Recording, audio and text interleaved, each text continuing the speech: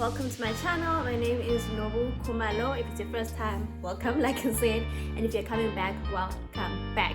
Happy new month, happy new quarter, happy new week, happy new everything. I hope this new month and new quarter will be a good one to you.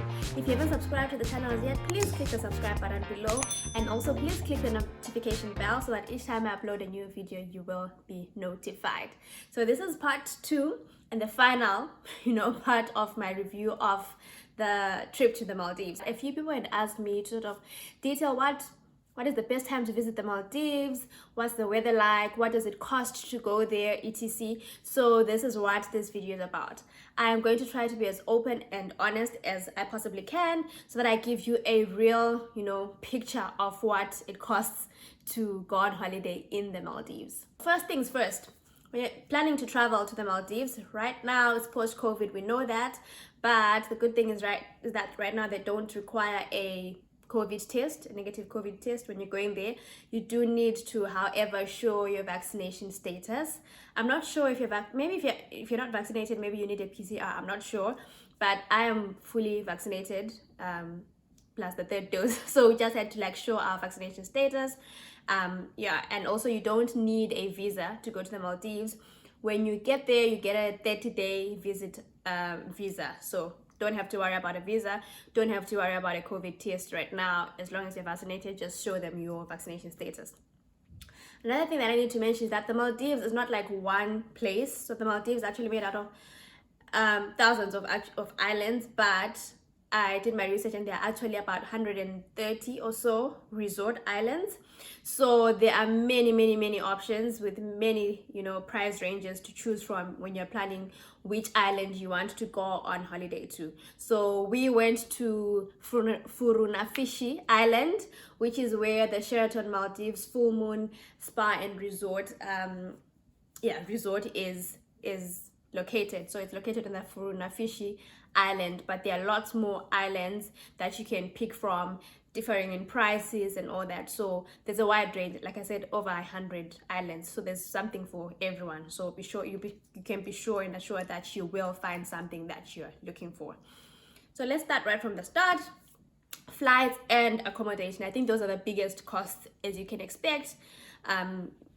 When you're considering to go anywhere on holiday, really, accommodation and flights are usually the biggest cost. So we went to Sheraton, like I said, and we slept there for 7 nights. So we landed on the 19th of March and we left on the 26th of March. So that was 7 nights.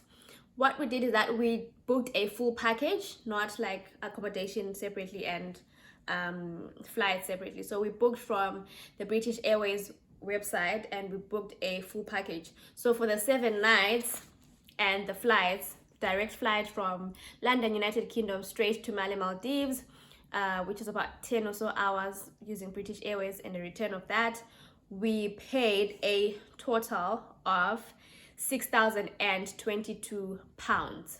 That is about 7,800, let's say about 8,000 US dollars, and about 18,000 rands. So that's what we paid for 7 days accommodation with breakfast. I need to say with breakfast. And our flights to and from London, United Kingdom. So that's what we paid for our package, but I thought it's a good idea for me to let you know what other rooms are available in case you want something more expensive or less expensive, up to you, that are available on the island. So there's an island view room, which was like $275 per night. This is in pounds, remember? And then there's a beach view room for £321. There's an island view cottage, £372. A beach view cottage, which is what we were in, for £418 per night. This is all per night and including breakfast. Then there's an ocean view plus private pool villa for about £533 per night. A water villa for $1,036 per night. An overwater bungalow for $717 per night. A overwater bungalow with a plunge pool for $878 per night. And then we have like big 2-bedroom houses with I think 2 king beds. It can fit about 5 people in one. That's about $2,300 per night. So those are the accommodation options that are available at the Sheraton Maldives Full Moon and Resort Spa. So we started off in a Beach View Cottage, I think. And then so we spent 6 nights there, and then for our last night we decided to switch it up a bit, and we upgraded to an overwater villa, which cost 878. So we only just paid a top up, which is about 360 something pounds on top of what we had paid for that last night. By the way, I need to say that in case, for those who might not know, if you want a vlog, if you want to see the vlog where I did the full room tour for both the beachfront villa and the overwater bungalow, please click the link, that's above. It's the second of last video that I did, which I uploaded last week. So let's move away from accommodation. Second thing I think to talk about is the food. Restaurants, amazing food, so much to eat. But I think one thing that I need to say that for me, the prices were a bit of a shocker. A little bit of a shocker, when I got there. Because, like I said, you should expect that, food, accommodation and flights are the most expensive thing. And you think, food should be fine. But I need to tell you that you need to budget hard for food. It's not one of those where you can just rock up and be like, we'll wing it. Nah, you need to have a good budget. So before I even get to the food, how much spent on food, when we got to the villa, they actually charged us also a $700 deposit, but obviously you know how deposit work. So at the end of the trip, we hadn't broken anything or anything like that, so they paid us back the deposit. But that's another thing to keep in mind, that make sure you have a credit card. They don't take debit cards. Make sure you have a credit card which they can hold $700 US dollars from. Right, so there are about 7 or so restaurants on one island. Amazing.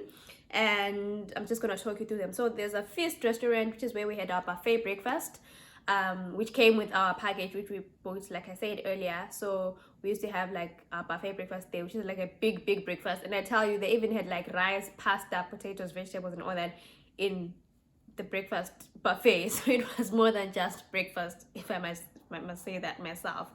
And then we have the Sea Salt restaurant. We didn't eat there. That's the seafood restaurant. We're not really into seafood. So it was pointless. Then there was Masala Hut, which is Indian. We ate there on one night, and for the two of us, it cost us 101 US dollars for a meal for two. And then there was Ban Thai, which was Thai food. We ate there one night, and it cost us 116 dollars. Then there was Chopsticks, which is Chinese, and it cost us 84 US dollars. Then Kakuni Hut, which was Mexican. I don't know why we didn't eat there. I think it wasn't close to the other restaurants or something. I don't know.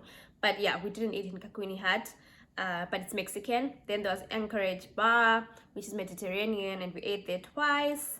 And it was 85 the one time and $107 the other time. Or we ate at the Chopsticks at the Chinese place twice. So the first time was 84 pounds, then the second was 66 pounds. And then for my birthday, my lovely husband organized a private dinner under the stars, cozy thingy for us. So we had a chef come and cook for us in our view. So there was a chef who cooked there. It was a 5-course meal, dinner under the stars, whole entire set up, also with music and all that. So that was, you can imagine, pretty expensive. So that cost us about 579 US dollars for one night. But it was a 5-course meal, and it was a chef, and it was my birthday. So we can kind of justify it like that. And then, how in the rooms they usually snacks in there, but they're not free, snacks and juice and all that. So we also ate from there, and I think the chips and juice and a few other things, I think it came to about $30-40. So yeah, that's basically what we spent on food. And yeah, I actually have the receipt here. So when we think of the food that we ate, and also the room upgrade, which cost us about $300 something, our bill at the end of our stay, I don't know if it will focus, came to 1,565 US dollars. So yeah, that's what it cost us to be there in terms of food and dining and all that. And then activities, there's quite a lot to do on the island. There are a lot of water sports activities, so snorkeling, canoeing, diving, jet skiing, dolphin cruise, parasailing, windsurfing, literally the works, everything you can think of was available for entertainment on the island. I unfortunately lost like the leaflet that they gave us with the prices, but I would say that maybe budget about $80 per person per activity. I think if I remember correctly, that was the range of the activities for all these water activities. The best times to visit the Maldives are said to be between November and April. So November into April, not April to November, if you get what I'm saying, like November to April. So November, December, January, February, March, April, they're said to be the best months, which is when it's dry and temperatures average 29 degrees. After that, around May, it's still very warm, but the thing is it becomes rainy, and apparently in these islands, when it gets it's like heavy rain, it's rainy and stormy and all that. So it's not always that it rains, but generally it rains around that time. But you can take advantage of the low prices because you know, when it rains, less people go there. I remember when we were coming back, apparently one of the flight attendants was saying that was the last the coming week was the last week that British Airways was going to be flying to the Maldives, because they're getting into the not so busy season. So if you could take advantage of that and book your trip during that time, because it means that you'll pay less than, you know, people who travel between November and April. It is a very hot and humid place. I can't emphasize that enough. It's very hot and humid. Please make sure you carry sunscreen. Some of you can tell, some of you can't tell, but those of you who've been on my channel for a while can tell that I'm about, like, I don't know, 5-6 shades darker than I was when I left for the Maldives.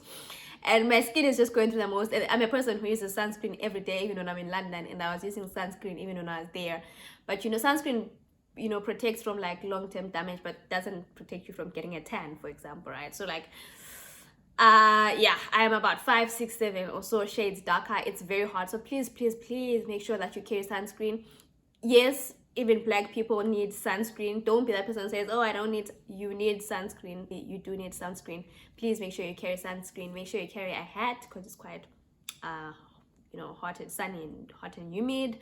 Obviously carry your swimming stuff, because I can assure you that like for about 4 or 5 of the 7 days that we're there, all we're doing is like spending the day by the beach, passing in and out of sleep, going in to swim and out. So like make sure that you have your nice stuff for swimming. Another thing about the island that we were at, that we were not allowed to have any drones, so it would have been really nice to, you know, have a drone and fly it above and yeah, do all the fancy stuff. But for the privacy of the people on the island, also because like the island had like outdoor showers, drones were not allowed, and if you flew a drone there, you would have to pay about like $500. Overall, I had a great and amazing time in the Maldives. It was so beautiful, so serene, so calming. It was literally like a little heaven on earth. It was the most beautiful place I've been to. Those who are well traveled say that only the Seychelles are more beautiful than the Maldives, in terms, yeah, those who've like been to many islands and all that. So whatever you think the Maldives looks like and feels like, it is that and more. It was beautiful. I would definitely recommend honeymoon, anything, girls trip, anything. I would 100% recommend the Maldives, and I would 100% recommend Sheraton resort, which is where we were at. So yeah, I had a great time. That is my review of the Maldives, and that's how much it cost. I think in total, let me say that in total, so flights, accommodation, food, the banquets, and all the stuff that we did cost about 8,000 for flights and accommodation, and then about 1,500 for food and all that. So it cost us about $9.3, which is, I'm calculating here, about 140,000 rands, and is about 7,000 pounds. But it was worth it. And remember, I said that we were there for a full week, so 7 nights, but you can do it for like 4 days or 3 days or whatever, and obviously that cuts your budget in half, so you can do it that way. And also, like I said, there are tons and tons of islands. Sheraton Maldives is I think it's a 4.5 star resort, so you can obviously go for like 3 stars and all that, which are still very good, because the Maldives is generally a very beautiful place. So there are many ways to structure your trip so that it doesn't cost as much. Or another thing that I didn't mention is that, so because we're having a full buffet breakfast, and we're generally people who eat 2 meals a day, because eating 3 meals sometimes feels like a lot, we were having breakfast and dinner, and then for lunch we would have snacks here and there. So that's how we also cut down on costs, because we didn't have to buy lunch. But if you're a person who eats like 3 meals a day, then you might need to budget a little bit more. Thank you for watching again, guys. Thank you for liking, for commenting, for sharing the video. And on one of my videos, actually, I also link it up here, we have reached 1,000 views, which is amazing. Thank you so much. If you're watching this and you're still not subscribed, please kindly subscribe. It really doesn't cost anything, but instead it helps my channel grow. Have a good week, have a good new month, have a good new quarter. I will see you guys again next time. Goodbye.